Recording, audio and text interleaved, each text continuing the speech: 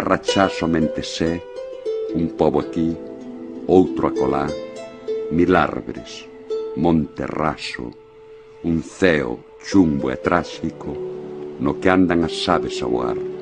O resto é soedad. En Outeiro de Rei, na Casa Museo Manuel de María, hai poucas semanas, presentábase a reedición do poemario Remol, aquel que tiña saído no 1970. Eu tiven a honra de facer un proemio que vos vou partillar un anaco con todas vos. O tempo era o da arte povera, aquela irrupción da vida, dos materiais que usamos, dos acontecementos que nos explican nas esferas da produción visual, literaria, sonora e tamén na do pensamento. As cousas cotiáns, os vestixios, pasaron a ser obras que se contradicían coa mármore e o bronce que o poder exhibía.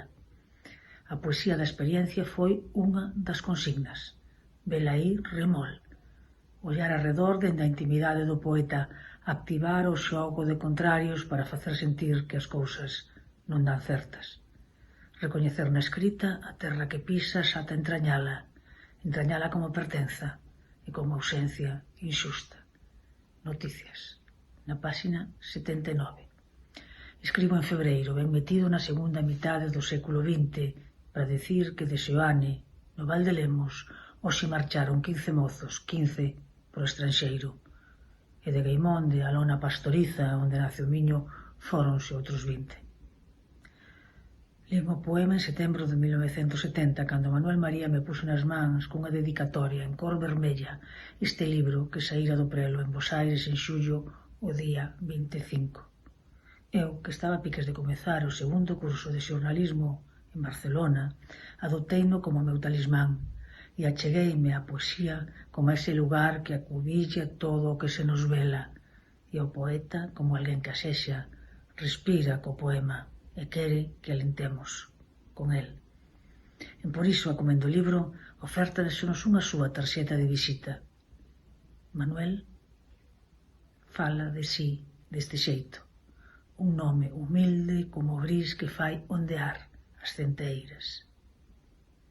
Un nome humilde que ben podería ser o que leve en diante a Casa da Cultura de Vilalba, a capital chairera.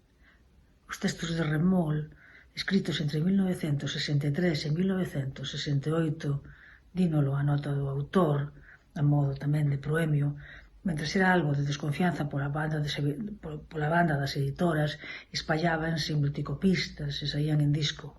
E grazas a iso, en 2005 eu puiden incorporar na súa voz acuso a clase media.